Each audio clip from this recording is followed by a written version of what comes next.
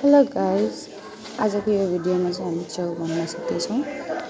च्याउ बनाउनुभन्दा पहिला हामीले बुझ्नुपर्ने कुरा भनेको च्याउ चाहिँ एउटा परपोषी जीव हो, जसले चाहिँ आफ्नो खाना आफै बनाउन सक्दैन र अरूमा निर्भर गर्छ।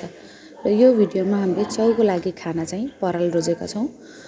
पराललाई हामीले साना साना टुक्रा काट्ने अनि त्यो टुक्रिएको परालहरूलाई चाहिँ उमाल्ने 10 देखि 15 मिनट उमालिसकेपछि त्यसलाई छानेर चिस्याउन दिएर हामीले प्लास्टिकमा हालेर च्याउको बिउसँग छेउछेउमा बिउ राखेर केही छिनसम्म दाबेर त्यसलाई 5-6वटा लेयर बनाएर हामीले च्याउको एउटा झोला तयार पार्न सकिन्छ, प्लास्टिकको झोला।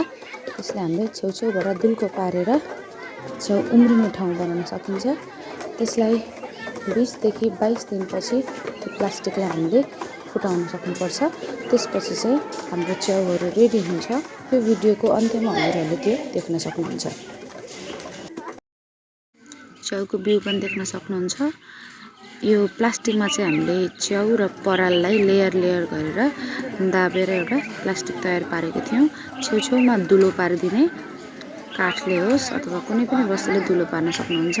त्यसपछि हामीले चाहिँ यसरी च्याउलाई तयार पारिसकेपछि यसरी झुन्डाएर राख्नुपर्ने हुन्छ। केही समयपछिको मिति चाहिँ आफै हेर्नुहोस्। माघको 26 गते हामीले च्याउ लगाएका थियौँ। आज फागुनको 28 गतेको दिनमा चाहिँ हाम्रो च्याउहरू यत्रो भएको छ। 1 महिनाको अन्तरालमा देख्न सक्नुहुन्छ। च्याउ मजाको भएको छ। नआउने म भिडियो गरिदिन्छु अनि तिमीहरू हेर न अहिले। अनि यता नि पलाएको रहेछ सानो चाहिँ।